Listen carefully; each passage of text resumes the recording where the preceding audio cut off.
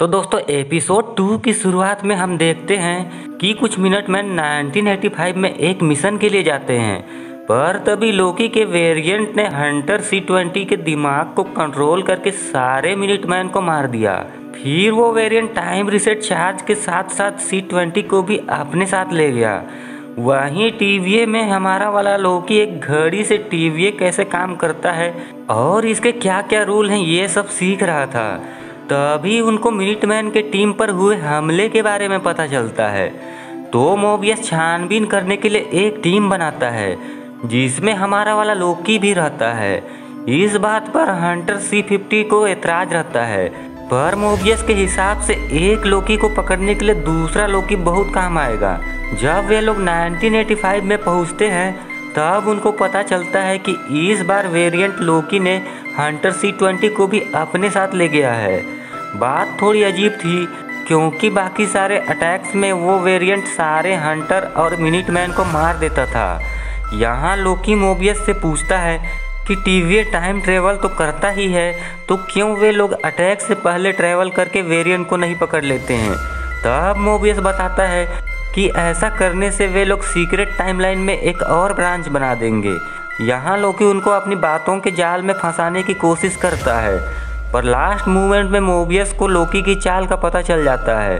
फिर वे लोग nexus event को रेड लाइन क्रॉस करने से पहले टाइमलाइन को रीसेट करके वहाँ से चले गए, क्योंकि अगर एक बार नेक्सस इवेंट रेड लाइन को क्रॉस कर देगी तो फिर टीवीए वाले भी उस टाइमलाइन को रीसेट नहीं कर पाएंगे और सीक्रेट टाइमलाइन पूरी तरह से तबाह हो जाएगी। टीवीए वापस आते ही रेनस्लेयर ने मोबियस को फटकार लगा दी, क्योंकि लोकी के वेरिएंट वाला मामला बड़ा होता जा रहा है।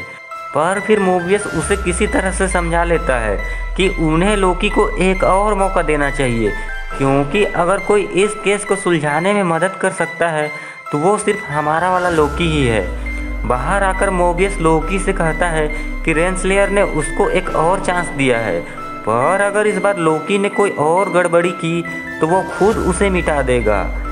वहीं पर मोबियस ने लोकी को वेरिएंट्स की बहुत सारी फाइलें देकर पढ़ने को कहा ताकि लोकी उसमें से हिंट निकाले, पर लोकी के चतुर दिमाग में तो कुछ और ही चल रहा था। वो टाइम कीपर्स को हटाकर खुद ही टीवीए पर राज करना चाहता था। फिर लोकी लाइब्रेरियन के पास जाकर टीवीए के निर्माण और टाइम कीपर से रिलेटेड फाइलों को मांग करता है, पर सभी फाइलें गोपनीय होती हैं और इसी कारण लाइब्रेरियन मना कर देती है।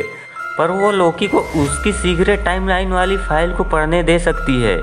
अपनी सीक्रेट टाइमलाइन वाली फाइल को पढ़कर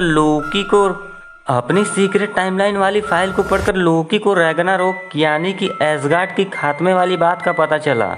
तभी लोकी की दिमाग की बत्ती जली कि वो लोकी का वेरिएंट जरूर किसी नेचुरल डिजास्टर वाली इवेंट में छुपा होगा। तब लोकी अपनी थ्योरी को मोबियस को बताता है। लोकी मोबियस से बोलता है कि अगर कोई कयामत किसी जगह और वहाँ रहने वाले लोगों को पूरी तरह से नष्ट कर देता है तो उस जगह पर वेरिएंट कयामत आने से पहले कुछ भी कर सकता है, क्योंकि वहाँ कयामत तो आएगी ही, तो फिर वहाँ थोड़ी बहुत बदलाव से कोई फ़र्क नहीं पड़ेगा, क्योंकि बाद में वो जगह पूरी तरह से ख़त्म हो जाएगी। इसीलिए टीवीए वाले उस जगह पर ध्यान नहीं देते हैं और लोकी का वेरिएंट ऐसी ही किसी कयामत वाली जगह पर छुपा हुआ है।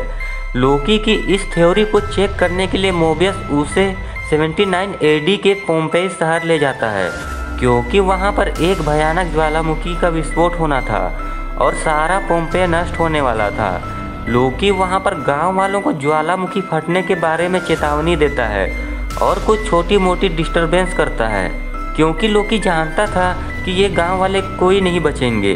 तो मोबियस देखता है कि लोकी के इस कारनामे के बाद भी सीक्रेट टाइमलाइन में कोई ब्रांच नहीं बना, मतलब कि लोकी की बातें बिल्कुल सही थी। वापस टीवीए आने के बाद लोकी टाइम कीपर्स के एग्जिस्टेंस पर सवाल उठाता है कि अगर टाइम कीपर्स ने सबका भाग्य खुद ही लिखा है तब इसका मतलब है कि किसी के पास भी आज़ादी नाम की चीज़ है ही नहीं। फिर दोनों मिलकर सभी प्रलय की फाइलों को चेक करते हैं, पर इतिहास में तो करोड़ों प्रलय हो चुके हैं, तो फिर उनके पास करोड़ों फाइल होती है। तभी लोकी की बातों से मोबियस को कुछ याद आता है।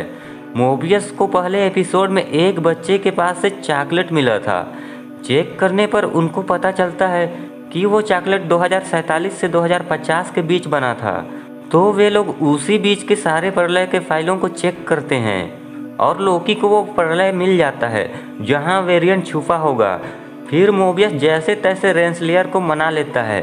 फिर लोकी, मोबियस, B-15 और कुछ मिनटमैन की फौज मिलकर 2050 के अलाबामा के रॉक्सकार्ट बिल्डिंग में जाते हैं। इन्हें पूरा यकीन होता है कि लोकी का वेरिएंट रॉक्सकार्ट के ही सुपरमार्केट में छुपा होगा। वहां पहुंचकर B-15 लोकी को अपने साथ रहने बोलती है और मोबियस मिनटमैन के साथ दूसरी तरफ जाते हैं। वहीं लोकी का वेरिएंट CCTV कैमरा से TVA के एजेंट को अंदर आते देख लिया था। फिर वो वेरिएंट एक आदमी के थ्रू B-15 को बेहोश कर देता है, पर लोकी समझ गया था कि ये माइंड कंट्रोल का खेल उसके ही वेरिएंट कर रहा है। वहीं पर लोकी अपने वेरिएंट को बताता है कि वो टाइम कीपर्स को हराकर TVA पर राज करना चाहता है और इस काम में उसे वेरिएंट की ज़रूरत पड़ेगी। लोकी अपने वेरिएंट को अपने नीचे काम करवाना चाहता था, पर लोकी के वेरिएंट ने उसका ऑफर को ठुकरा दिया क्योंकि उसे उस ऑफर से कोई मतलब नहीं था। वहीं दूसरी तरफ मोबियस को बुरी कंडीशन में C-20 मिलती है। C-20 मोबियस को बताती है कि उसने वेरिएंट के टॉर्चर से हार मानकर टाइम कीपर्स के लोकेशन को बता दिया है। उधर थोड़ी फाइट के बाद लोकी के वेरिएंट सामने आती है और यहाँ पर प्लॉट में एक ट्विस्ट आता है क्योंकि लोकी का वेरिएंट एक फीमेल थी, मतलब कि लेडी लोकी। लेडी लोकी ने सैकड़ों टाइम रीसेट चार्ज को कनेक्ट करके एक टाइम बॉम्ब बना दिया था जो कि फटने के बाद पूरे सीक्रेट टाइमलाइन की धज्जियां उड़ा देगा। टाइम होने पर सारे के सारे टाइम रीसेट चार्जेस टेलीपोर्ट होकर अलग अलग लोकेशन पर जाकर फट गया है, जिसके कारण सीक्रेट टाइमलाइन में बहुत सारे ब्रांच बनने लगे और TVA वाले भी इतने सारे ब्रांचेस को देखकर हैरान रह गए। टाइमलाइन की ऐसी तैसी करने के बाद लेडी लोकी एक पोर्टल से वहां से भाग गई और मोबियस के बहुत मना करने के बावजूद भी लोकी भी उसी पोर्टल के थ्रू लेडी लोकी के साथ चला गया और एपिसोड 2 यहीं पर ख़त्म हो जाती है। आशा करता हूं दोस्तों आपको मेरा एक्सप्लेनेशन पसंद आया होगा। अगर हाँ तो इस वीडियो को लाइक कर दीजिए और चैनल को सब्सक्राइब कर दीजिए। मैं मिलता हूं आपको इसके नेक्स्ट एपिसोड पे।